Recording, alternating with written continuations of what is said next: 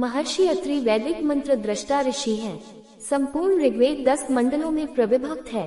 प्रत्येक मंडल के मंत्रों के ऋषि अलग अलग हैं।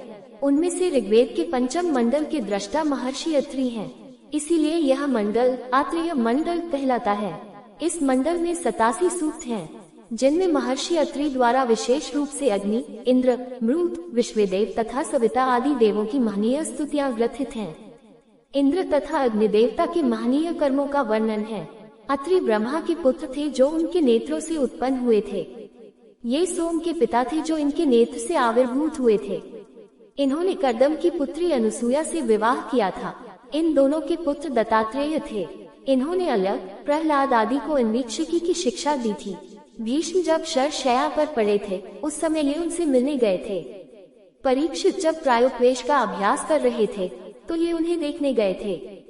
पुत्रोत्पत्ति के लिए इन्होंने ऋक्ष पर्वत पर पत्नी के साथ तप किया था। इन्होंने त्रिमूर्तियों की प्रार्थना की थी, जिनसे त्रिदेवों के अंश रूप में दत्त, विष्णु, दुर्वासा, शिव और सोम ब्रह्मा उत्पन्न हुए थे।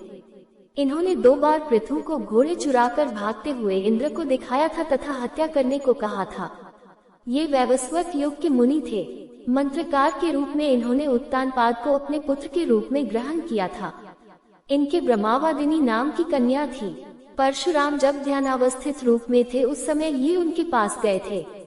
इन्होंने श्राद्ध द्वारा पितरों की आराधना की थी और सोम की राजक्षमा रोग से मुक्त किया था। ब्रह्मा के द्वारा सृष्टि की रचना के लिए नियुक्त किए जाने पर इन्होंने अनुतम तप किया था, जबकि शिव इनसे मिले थे।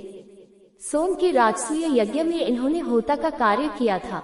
त्रिपुर के विनाश के लिए इन्होंने शिव की आराधना की थी। वनवास के समय राम अत्रि के आश्रम भी गए थे। पुराणों में इनके आविर्भाव का तथा उदात्त चरित्र का बड़ा ही सुंदर वर्णन हुआ है। वहाँ के वर्णन के अनुसार महर्षि अत्रि ब्रह्मा जी के मानस पुत्र हैं और उनके चक्षु भाग से इनका प्रादुर्भाव हुआ।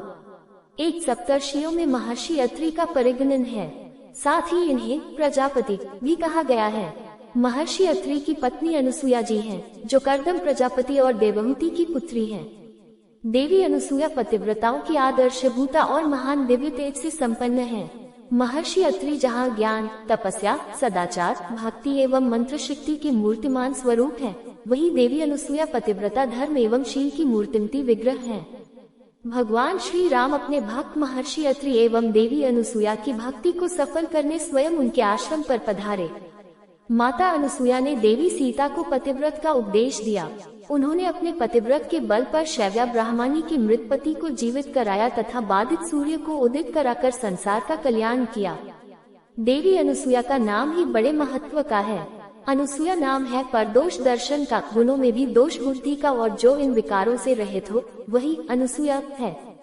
इसी प्रकार महर्षि अत्रि भी अजोड़ है, अर्थात वे तीनों गुणों सत्व, रजस, तमस से अतीत है, गुणातीत हैं।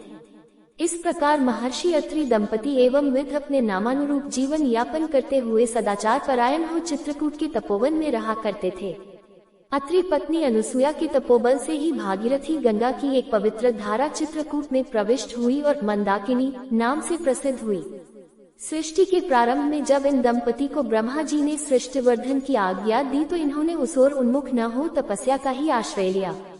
इनकी तपस्या से ब्रह्मा, विष्णु, महेश ने प्रसन्न होकर इन्हें दर्शन दिया और दंपति की प्रार्थना पर इनका पुत्र बनना स्वीकार किया।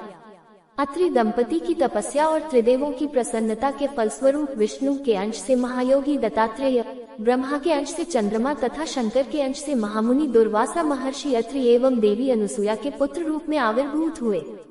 3. वेदों में उपर्युक्त वृतांत यथावत नहीं मिलता है, कहीं कहीं नामों में अंतर भी है। ऋग्वेद 4 में अत्रि सांख्य कहा गया है। वेदों में ये स्पष्ट रूप से वर्णन है कि महर्षि अत्रि को अश्विनी कुमारों की कृपा प्राप्त थी। एक बार जब ये समाधिस्थ थे तब दैत्यों ने इन्हें उठाकर शतद्वार यंत्र में डाल दिया और आग लगाकर इन्हें जलाने का प्रयत्न किया, किंतु अत्रि को उसका कुछ भी ज्ञान नहीं था। उस समय अश्विनी कुमारों ने वहां